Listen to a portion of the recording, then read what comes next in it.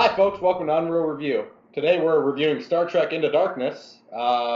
We saw it yesterday, so this time we had a little more information sink in. So the review, we'll see if anything changes. Try to help us out.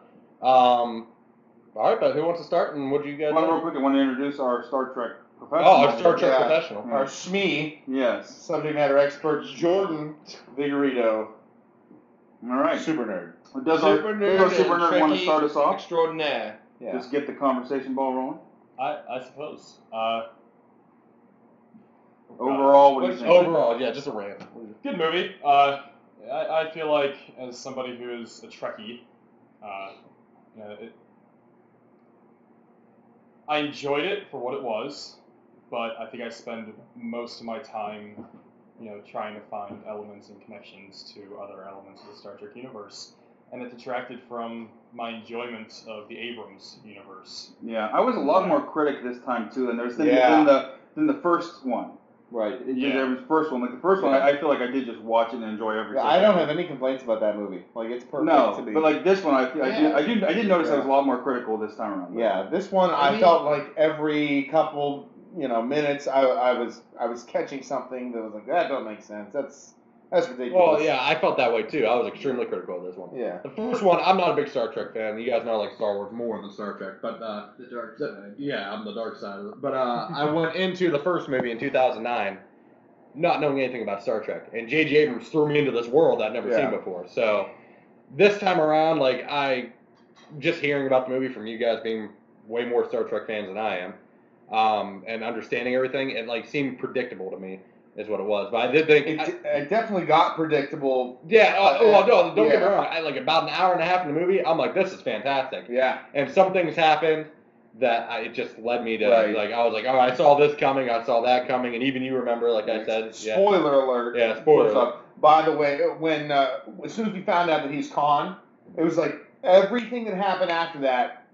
I called it beforehand. I do feel like they revealed that really early too. Like, and I feel like that reveal actually could have happened. I think even later. Right. Like,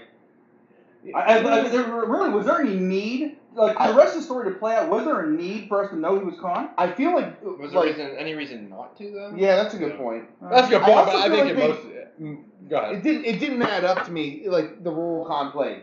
They made him to be this horrible thing, but if you didn't know Khan from the old movies, then they really didn't do a good job of introducing who Khan was. Yeah. The only way you can really appreciate the character is if you brought that from the old movies. So if you're a new fan like him, you don't give a crap. Well, I was watching it with my wife, and the whole time I was like, well, in Star Trek 2, I'm talking about who he was and everything. So, right.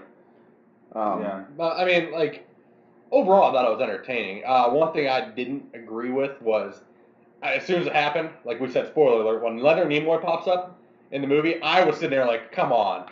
He was established. And like I was telling you, I'm sitting there thinking like the only reason they threw it in there is for the Star Trek fans, for Leonard Nimoy to be like, hey guys, I still exist. Remember the old Star Treks? And that kind of angered me. And then like you said, extremely predictable. So like as soon as that part happened, they revealed him as Khan. I'm sitting there like, okay, that's that. This is this. So they didn't really have the surprises of the first one. To touch base, I guess, on what you had said about the original or the 2009 Star Trek, you were able to just go in and really just enjoy it. I guess, it being a sequel, we actually had expectations, and just like J.J. Abrams probably had on his shoulders, he had pressure. He had a lot of pressure to try to wow us. Yeah, it was his first sequel ever as well. Exactly. That he ever made. But I thought it was definitely a solid movie. I definitely enjoyed it. It was very cool. There's lots of cool things. I think the one thing that was lacking for me was besides Kirk, the rest of the crew, you didn't see a whole lot of growth, like the depth. And it fell into a little bit of a sequelitis where everything was bigger and brasher and stuff, but it didn't mean everything was better. There were some things that were better. So characters didn't develop anymore. Yeah, I feel like Kirk was probably the only one. Chekhov and Sulu were completely underutilized. Kirk's a little bit right. Yeah, I thought Sulu was. Yeah. I think we mentioned it earlier. Like ever since the Next Generation movie started, it just get bigger and bigger and bigger. Like the enemy ships keep getting bigger and bigger and bigger. Nemesis, it was this big monster ship. The Scimitar. The Scimitar, the Eric Bana's ship, and then this ship. like whatever happened to the tactical, finale with some close Well, prey. actually, yeah. The last time, in Star Trek 2, remember his ship was a lot smaller than the Enterprise. It was one of its little, but it was a tactical. They took down its shield. He was able to, he used his smarts to do it. He didn't need this giant. Yeah. Jordan, you were the only one of us that went into this movie knowing really anything about Section 31. Yeah. Do you feel like what they did with it did it justice after 30 years of really not letting you know anything about it? Did it satisfy you? I mean, to say that Section 31 was developed to start a war with the Klingons, that's a really interesting theory, because in Star Trek 60 Undiscovered Country, you have Admiral Cartwright, who is behind the conspiracy to start a war with the Klingons. And in a book called Cloak, it's actually revealed that Admiral Cartwright is part of Section 31. So that's one of those interesting connections that they made to parallel. So yeah, it's definitely realistic that they use Section 31 in this movie. But go back to Star Trek Enterprise, when you have Agent Harris, Section 31 is basically the CIA of the Federation. Yeah. Section 31 actually existed before the Federation, because the Federation didn't start. Zoom. Yeah. I have no idea what he's talking about. So the United Federation of Planets, which is the galactic government basically that is started from Starfleet, right? Which doesn't start. So Star Trek Enterprise starts in 2251, and then. Sorry, 2151, somewhere in that neighborhood. And then the Federation isn't born until 10 years later. Section 31 already existed.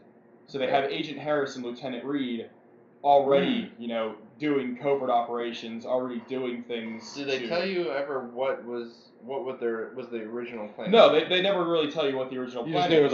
It was always a military organization. It was a military. It was a militant operation, and kind of like Area 51. Theoretically, it existed before they even knew who the Klingons were. Right. Because I mean, if you remember, they didn't really reference it in the movie though. Like, I thought they didn't reference it in the movie. I thought they just we're Section 31. No, yeah, but that was. And we do all this cool stuff. I'm not trying to. What? So, for example, Lieutenant Reed, who was the weapons officer on the NX-01, said that he had been a part of Section 31 as an operative prior to serving on Enterprise. So in Broken Bow, which is the first time humans met Klingons, you can presume that Section 31 already existed. So anybody who knows normal canon Star Trek knows that Section 31 existed before they even met the Klingons. So Section 31's main purpose is not to start a war. No, but it still makes sense. Obviously, it could have got there. So obviously you have to throw everything out the window because it's a completely new timeline. And not only that, but it definitely happened in the original timeline, just at a different point. Or not even just that, at a different point, but the mentality might have been at the very same point. Yeah. It just never came to fruition. I feel like, literally all I knew about 31 going into this was what you told me. So, and was probably less than what he just said right now. And I felt like robbed of it. Like, you intrigued me so much going into it, this is awesome. And then I was disappointed. I really feel like 31 could have been its own movie. Oh, yeah. And Khan could have been its own movie. And to put the two of them together. To put Khan and Section 31 together was really. I think they both got robbed, but I really think 31 got robbed. Yeah. I think it in itself wasn't a huge villain. It was like, here we go. Hey, we're dead.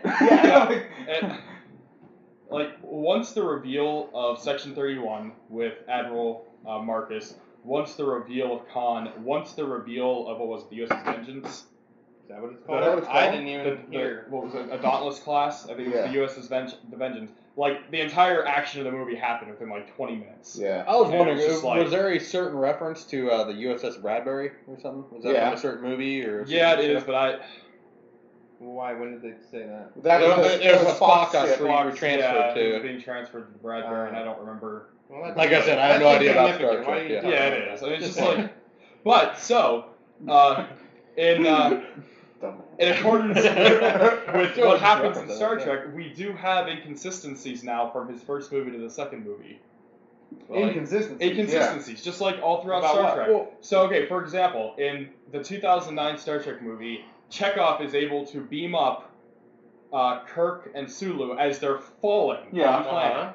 Yet he can't beam up people Spock. running on the streets. He can't beam up Spock and Khan as they're running on the streets and punching each other. Is that what he said? Yeah, you're right. I didn't think of that either. That was they're moving too much. Yeah. Okay. Yeah. Well, I mean. Yeah, and they were on a ship just fighting. Like they weren't even nowhere near as fast. Nowhere near as fast as somebody falling.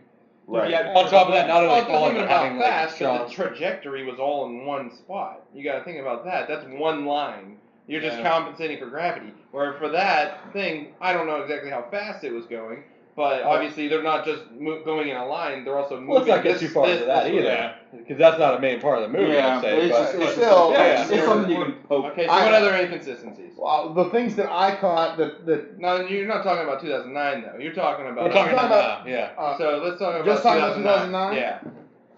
2009. Yeah. Were there others? Jordan said he had one. Well, so far they're on a consistent path of bringing Leonard Nimoy into the movie. Yeah, that's consistent. We'll see 3, maybe. So how about this is what I was talking about. Like you spend so much time trying to think of these things, and you lose half of it. But I mean, it's that's one thing with Star Wars. Did you enjoy the movie? Yeah, ultimately enjoyed the movie. I enjoyed the movie. As a standalone movie, I think it was great. As a franchise movie, and probably the franchise that I care the most about, I was disappointed. Okay, but I hear that. I thought, me being an outside, like Star Trek person, I thought that the action was awesome. Yeah. Now they had like this Inception, with the ship spinning, where they're going through the That hallways. was so cool. I thought that was one of my favorite parts of the movie, and I haven't seen anything like that. But like when they were in warp. Yeah, when they were in warp, and then when it was flipping. That was sweet. When that ship caught up with them, that was cool. So cool. And gaining on it so rapidly. And then the sound, it was just like. Yeah. Yeah. And also in this, you guys said something about they disproved the red shirt theory with Chekhov. Well, not to this. What do you mean disprove? They disproved it. They just took it away to believe. Well, yeah, I mean, not every red shirt dies. Actually, main characters, you said they gave like 72% of red shirts get killed. There were Star so Wars many hints that they were going to kill off Chekhov. And that made some putting him in the red shirt, sending him to the deployment. They even played music when they put him in the red shirt too. It was just like he's like, "Oh no, Captain." I think that was all just to get us to that's keep all that wonder. Yeah, which I'm perfectly But then, fine with. me too. They don't have to follow through with that. I didn't really care. I just they played up putting him in a red shirt, but then they also didn't utilize his character at all. Yeah, it was just Well, the actual character utilization was weaker. Or not exactly weaker, but it just didn't go anywhere compared to the first one with Sulu. Well, you said though. Probably even Scotty. I thought Kirk and Spock's relationship though excelled though in this one. Of course. So. And they should be the forefront, but it still wasn't. Did they just had a question? Did they ever say how much time elapsed between this one and the first one, the 2009 version? So. Okay, I'm just curious. All right, real quick before we get into the ratings, around the room, the whole mirrored ending with Spock and Kirk dying this time, stupid or... I liked it while I was watching it, and then when it was over, I thought, hey, they're kind of ripping off the old movies, like almost so much to a T that it became cheesy. Like the more I thought about it, in the midst of it, I liked it. I was like, oh, it's cool. It's switched instead of Spock dying. It's Kirk. I think I feel the same way. It was extremely predictable. But it was the same scenes. Like that whole section of the movie. It wasn't even emotional for me because of the fact I knew that he was going to come back to life from combat. Even worse, they used the same dialogue. Yeah, that was really cheesy. That was the worst part to me. Yeah. That's a good point too. Like you didn't feel bad. Like, oh my God, they're actually killing off Kirk. It ruined the impact. Yeah. So for me, it was predictable that the Kirk was going to get back because of the whole Khan blood thing, but not seeing the other movie. Watching that, I was like, man, Chris Pine's really touching my heart. I enjoyed Chris Pine. I thought Chris Pine was good. And was pretty good too. The main problem I had was the exact dialogue Scotty said. Yeah. And I think there might have been one other one. But it might have been Scotty or Scotty. Yeah, the reason why they couldn't say Kirk was the exact same reason they couldn't say that was the whole department or ship out of danger. That was come on. Ship out of danger was the other one. Yeah. All right, let's get into the ratings real quick. Recap for everybody, if this is your first time. There's 4 categories: story, acting, visuals, and then the wild card. We give it either a yes or a no. Everything's worth a half a point. We add it all up. It's a scale of 1 to 10. And then we add it all up and see what it gets out of 10. So we'll start out with story. Is that where you start? Yeah. I'll start over here this time. Okay, yeah, good idea. Story-wise, it was very solid, probably up until where they started really I don't know if it was fan service doing the reactor core or the warp core scenes where ripping off exact dialogue was a problem. I'm probably going to give it a no for that, as well as the weaker character development for the majority of the crew and the backstory for Khan. Although the Khan, Section 31, and Kirk and Spock relationship were the redeeming points, I'm still going to give it a no. Okay. I'm going to give it a no. I feel like the idea of using Section 31 was underutilized in the movie. It could have been a huge, huge thing to make the movie a little more interesting. And I just didn't. I felt like I spent too much time trying to find, connective elements in the movie, so I just couldn't enjoy the story. So okay. No. I'm going to definitely give it a no, just because I felt like as the point of where Khan was revealed, and as soon as, I think it might have been right around the time where Leonard Nimoy popped in, I just felt everything became predictable. And this is a guy that I don't follow Star Trek, but I just was like, this is going to happen, and then it would. So I thought it was too predictable, and then just from hearing these guys, it clearly sounds like it was rehashed out of the old script too. So I'm just going to give it a no for story, but overall I thought it was still enjoyable. I give it a no for story. Pretty much the same thing. As soon as we before it was found out he was Khan, I was really into finding out what was going on. And after we found out that he was Khan, everything was predictable to me. And then I also give it a no for story because I feel like Khan and 31 both got gypped. So, yeah, no. I want to give it a yes. I really do. I enjoyed the story. Yeah. Well, I can't because of pretty much everything that has been said, and I do think there's a big factor here where we're being very critical because the first one just blew us away so much. Yeah. It had a hard act to follow. Yeah, it changed everything we know about Star Trek, and this one was a sequel. That's it. So, and the story, it wasn't even a weak sequel. No, it was definitely for good. the reasons said. It was still a good movie, but just following it was very. Yeah, it was a hard job to do. But we can go ahead. What's the next one? Acting. Let's see. I'll give it a yes. I think that with what they had going, what the story elements that were provided, I think Kirk's death was acted superbly. I think Kirk's development, even Pike's death, and his what's the word where he was demoted. Yeah. I think all of Kirk's stuff was really well done. And Benedict Cumberbatch. Yeah. Benedict Cumberbatch was He was awesome. Right? Definitely not. He's better than Ricardo Montalban, I think. No. I don't think so. God, Ricardo Montalban is a legend. Don't you dare say that. And those texts. No, seriously, those texts were those real. were not texts, Those were breasts. real. Those were not real. Those were almost as butchy of a Those were not real. Absolutely They real. still have nothing to do with acting. Okay, no, I didn't. I give it a no. So you give it a yes for acting. Give it a yes for acting. Okay. I would give acting a yes, with the exception of Peter Weller. Fantastic. I thought he was good. I like Why him. didn't you like him? You know what? To use Peter Weller in that capacity, because Who would you have rather had? see, that's the thing. I don't know. The thing is, Morgan Freeman? anybody who that actually would have been pretty cool. Anybody who is a Trekkie knows Peter Weller from Enterprise as Paxton.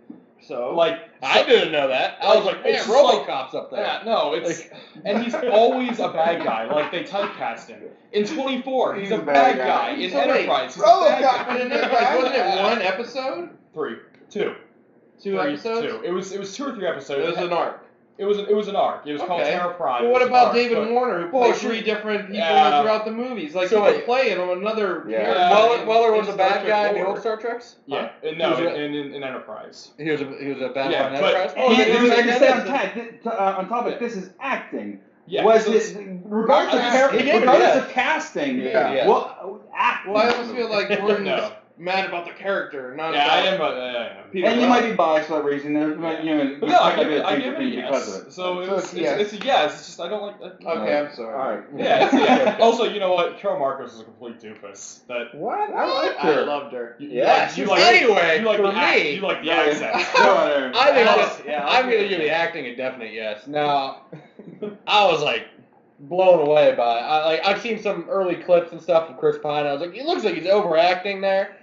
In the movie, I thought Chris Pine was awesome. I thought he was on point. He brings a human level. Like, he's somebody you can relate to. He thinks like we do, like now, and that's what I think is awesome about it. Spock, like they did such a good job, like making you like hope like he has a human level to him, like he shows emotion, and then when he does, I agree to disagree, which I disagree. I loved his Khan scream, and I thought it was awesome. Sorry. But I thought he was great. I thought everybody was great. I thought even Alice Eve, the blonde girl that came in, the other technician for Spock, I thought she did good for a minor role that she had in it. I liked Peter Weller a lot. And I even thought what's the guy's name that plays Pike? I can't think of his name. I do love Bruce Greenwood. I was really disappointed. And I fell for it, so I'm gonna definitely give it a yes for acting. Acting is a yes for me, even though I don't like Zachary Quinto's Spock. Don't know why. No, never like that. Yeah, his voice really what ruins it for me. I think he has a man voice. But whatever. Spock. I like him. You don't like his acting? I just don't like him as Spock. His voice is who'd you rather have, Morgan Freeman? Yes, Morgan Freeman would be better. He's also a lot younger. Whatever. I don't whatever. Yeah, but that's how he talked when he was that age. I don't know. I think he did. But what is he? He was still mid-30s or late or early 40s. So Zachary Quinto hasn't hit puberty yet? Is that what you're saying? I think his voice. No, I really, really, really like Carl Urban. He steals the show for me. He captures the original character better than anybody else does. That's because those actors suck back then. You're nuts. DeForest Kelley was my favorite part about the old movies and the old show, and I really Kelley missed. was the most experienced actor of all of them. Well, so that's. Who is this guy? But he. We'll talk about that in another podcast. Yeah, his character that he got to play in Incarnate. I missed DeForest Kelley, and I kind of think Carl Urban, he does really well. But I think he talks kind of like William Shatner, though. Like his pace. That's all I hear. Yeah, Pace. His pace, and but not tone and accent. demeanor. Yeah. He has this kind of pace, so he pauses and things like that. Like that's all I get. I'm sorry. I'm trying to impersonate 3 people at the same time. Oh well, he looks good. Let's move on. I'll speed things up just by saying I'm going to give it a yes. The acting was great throughout for all the reasons said. And good enough. No one said there was any point where I go, oh my god, that's bad acting. I didn't mind his scream. Yeah. His con. Captain Kirk's scream was kind of cheesy too. I mean, it's a really good close up. His mouth is all crooked. You watch it. His is kind of cheesy. I love that. That's pretty good. So okay, what's visual? Visuals, isn't it easy? Yes. Great action in this movie. There's no part where I was like, oh my gosh, it's bad green. Yeah. There's a couple parts where, like, I would quickly notice, like, it seemed like, okay, that's just that's on the set. Yeah. Like, there was a couple times where I could see that it was on a set, but like all the green screen, all the special effects, everything was great. Yeah. Well, there was stuff too. I was just like, this is so cool seeing them transition, and I can't wait till Star Wars to see what J.J. Abrams does with that. Whatever. Blah, blah, blah. So we're going to guess across the board. Yes, across the board visuals. Wild card. And you gotta have a specific reason, not just it's not the main reason for that is because we don't want it to be an overall. Yeah, it's not an overall. It's something that really In any particular category, did it kick it above and beyond what you thought? Or the opposite. Or the opposite, it didn't. You don't have to have a reason for not giving it a wild card. Yeah. So go ahead. Okay, so anyways, I'm going to give it a yes in the wild card, and that is because I thought Benedict Cumberbatch was awesome. Yeah, he was such a joy to watch, and even just him being behind the prison wall, and also giving Khan another layer and being able to not know if you trusted him because he was just not because of the history from the other movies, but that his motivation was for his people, for his comrades who were still frozen, and overall the Khan story I thought there was a solid. moment. Yeah, there was a moment I thought because the timeline had changed. I thought to myself, are they going to do something where Kirk really comes through for Khan, and all of a sudden now Khan's not even a villain? Like, I was like, are they going to do that? Like, there was a moment where I thought that, so that's a good point. It was definitely a possibility. They could have easily, Kirk could have saved all of his people. Yeah, and he would have been eternally grateful. Right, they could have done that. Yeah, very possible. Send him to set out for 5. So, yeah. We got a yes on that. I'm going to go with my Easter eggs and give it a no, because in one scene on Admiral Marcus's desk, you had the Ares 4 Mars lander, you had the Phoenix, and you had the NX-01 sitting on his desk. The Phoenix was on there? The Phoenix was sitting there. And really? How did you see every single ship? It went so fast, I was like, which one was it? Yeah, so the Ares 4 was... Did you go see it again today, or what? No. Okay. So the Ares 4 is a reference to Voyager, the episode One Small Step. The Phoenix, obviously, a reference to First Contact or the first episode of Enterprise, Broken Bow, and then you have the NX-01, which is just sitting there. So, yeah, what was the final ship, though, that they showed? So why is it a no then? Because I spent so much time... That's what I thought. Yeah, and it was that what was the Section 31 ship on the end? The Vengeance or whatever? Vengeance? I don't know what that last ship was. It was a giant... It looked like the Enterprise E to me. Yeah, it was huge. It was a giant black ship. Well, they were all black, but didn't it look like the Enterprise E a little bit? It's sort of, yeah. Like I don't know. Maybe they are from the future, right? Was it Millennium Falcon? That's what it was from the No, future, right? God, no. I'm so confused. Where'd you get that? I thought I got it from him. Like, okay. All right. Well, anyways, you're thinking of like the time shift relativity. Express to the audience why seeing Easter eggs is a no, because I don't get that. Because I spent so much time looking for it, like.